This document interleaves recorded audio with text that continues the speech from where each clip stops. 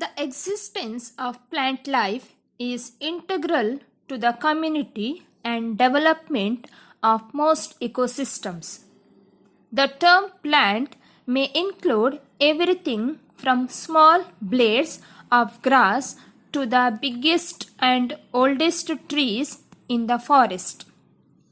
The environment is made up of two kinds of matter, organic and inorganic. And plants are the only link in the food chain that are capable of transferring inorganic chemicals into organic compounds for the consumption of other living things in the ecosystems. These nutrients are passed on through trophic levels in food webs. If plants fail to transfer these materials, animals would not able to gain the nutrients they need to survive. Plants do this by extracting nutrients from the ground, nutrients that other organisms are not able to consume directly from the source, that is from the soil. In the nature, we can see interdependence between organisms. Here, the plant, it comes from the producers. It produces its own food, but cannot survive alone. It needs soil, microbes to break down the organic matter in soil and return the inorganic nutrients for absorption. Not only this, the plants need an animal agent for pollination. Thus, it is obvious that in nature, animals, plants and microbes cannot live independently, but they are interdependent on each other in many ways to form a biological community. Interdependence between organisms arises from the interaction of populations of two different species. These interactions could be beneficial, harmful, or neutral to one species or both. The three such relationships are symbiosis, parasitism, and predation. In the nature, all the organisms, they interdepend each other. Means one species of organism is depending upon another species. At that time, it may be beneficial for the both organism, or it may be harmful, or it may be there is no benefit or there is no harmful. So in the nature, we can see this type of the interdependence. First one, symbiosis. In this interaction, both the interacting species are benefited. The most fascinating example is found in plant-animal relationship. Plants need the help of animals for pollinating their flowers and dispersing their seeds. Animals are paid fees by the plants in the form of juicy and nutritious fruits. Another example, lichens. Lichens provide another good example of symbiosis, in which a fungus and a photosynthetic alga live in a symbiotic relationship. As well as you have observed one of the example, leguminous plant. In the root nodules of leguminous plant, there is one bacteria that is called rhizobium. It is helpful for supplying the nitrogen content to the plant. At the same time, the plant gives the shelter for that bacteria. So they are both interdependent each other and they are both are beneficial to each other. So that type of relationship is called symbiosis. Next, parasitism. In this interaction, one partner, that are parasite, receives advantage while the other, that is host, is at a loss. Here, one will get the benefit, another will get the harmful or loss. Here host body means the organism which give the shelter and nourishment for the another organism. That is called as host. The organism which takes the shelter and nutrients from another from the host body, that organism is called parasite. In fact, parasite enjoys free lodging and meals at the cost of the host. The life cycles of parasites are often complex, involving one or more intermediate hosts. The malarial parasite, that is Plasmodium, needs an intermediate host or vector. A mosquito to spread to other host.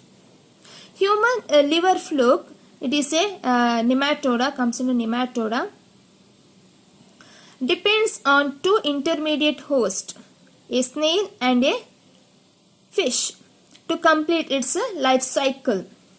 The parasites harm the host. They may reduce the revival, growth and reproduction of the host body. Here some of the microorganisms, they will complete their life cycle with the help of the two host body. At that time they may cause the diseases for the host body. Here one body will get the benefit, another body will get the harmness. So that is called as a parasite. And in the plant also we can see in the example in the coconut tree, we can see the one more plant is growing. So it will get the, it act as a there we can see the interrelationship also. It may be symbiosis also we can see, or it may be the parasitism also we can observe. In the plant also we can see. But especially in the, some of the microorganism, they will live inside the host body. At that time they may cause the disease for the host body also. Next, predation. A predator catches and kills other organisms for food. Predation is nature's way of transferring energy. Although animals eating fruits are categorized as herbivorous, they are in broad ecological context not very different from predators. Here for surviving purpose, one animal is catch the another animal and they will get the nutrients. So that is called as a predation. The tiger and the deer provide a good example of predation. Here you can see the tiger, it catch the deer and it will take the its nourishment. So that is a good example for the predation. Next we can study forest ecosystem. In a forest, like any other ecosystem, the general chain of relationship among the organisms is same. The food producers, that are plants, and the food consumers, that are animals, depending on each other. Forest is a large area of land with a dense growth of trees and a large variety of shrubs, bushes, grasses, etc. So in the forest we can see the different types of the plants as well as the trees. All these plants produce their own food through photosynthesis and are therefore categorized as self-food producers, more technically called autotrophs.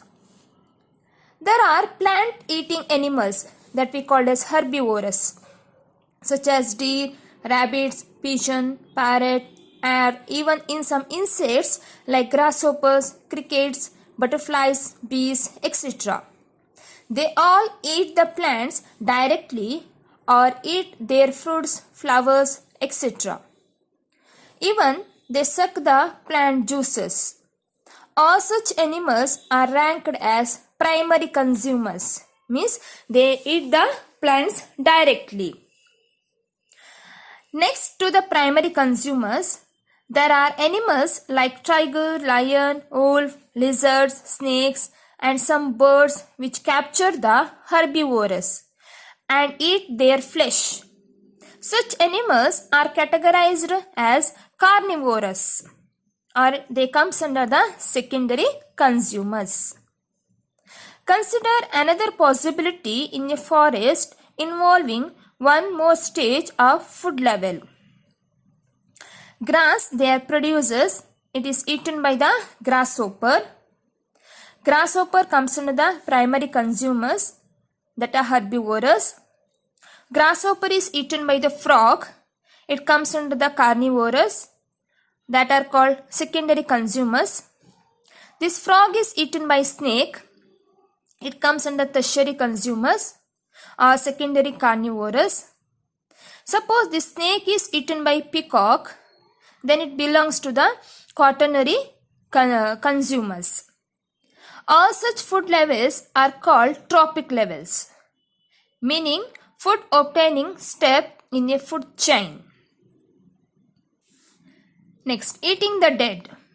All the different trophic level animals die due to one reason or the other.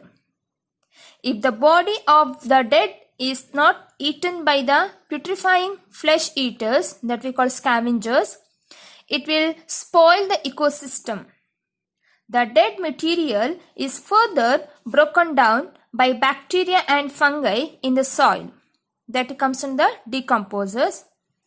They helping in the return of nutrients back to the soil for plants to grow. Thus, in a forest or in any other ecosystem, the chain of the type of food obtainer will be as follows. Producers, it is eaten by the primary consumers. Primary consumers are eaten by secondary consumers. Secondary consumers are eaten by tertiary consumers. Always producers are green plants. Primary consumers, they are also called herbivorous because they directly eat the plants. And these herbivores are eaten by the secondary consumers. They comes under the primary carnivorous. They are flesh eaters. And the secondary consumers are eaten by the tertiary consumers. They are also eating the flesh. That's why it comes under the secondary carnivorous. Next, flora and fauna of forest ecosystem. What is first flora? Flora means the plants naturally occur in a particular area. The plants which are present in a particular area, the plants are called as flora. And fauna means the animals naturally living in that area. The animals which are living in that area is called as a fauna. Fauna and flora. Flora and fauna of a forest can never be same throughout the world. Forests of very cold regions, of moderately warm regions, and those of hot regions will have their own particular type of plants and animals.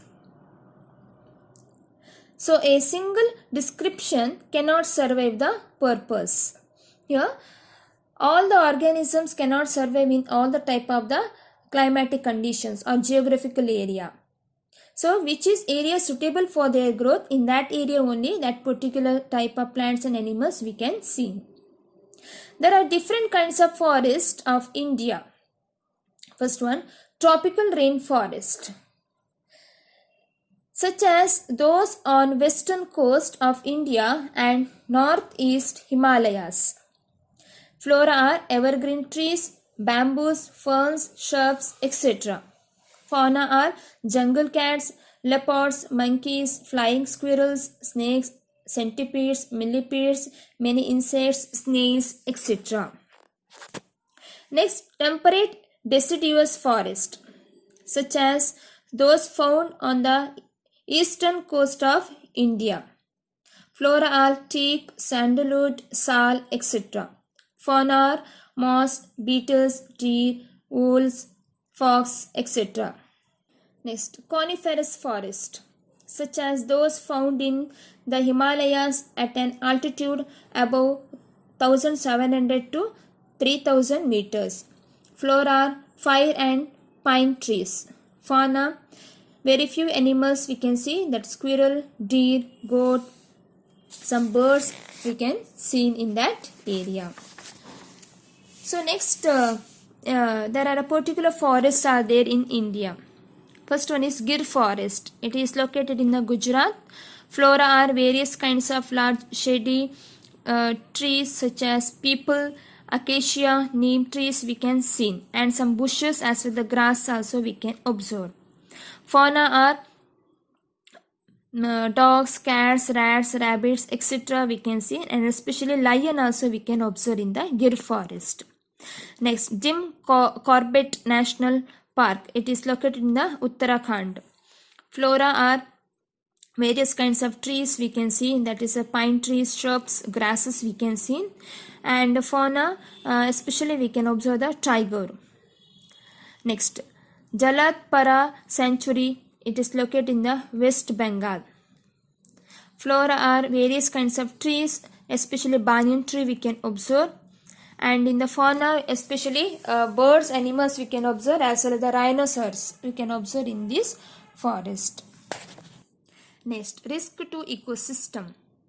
With the increased industrialization and the scientific approach to our life, the natural resources and rich natural heritage which were being preserved for centuries have begun dwindling greatly. Any kind of imbalance in nature results into severe danger to our ecosystem. Its treatment with nature has posed many serious challenges and problems like climate change, vector-borne diseases, decay in wildlife and its resources, and food and water shortage today.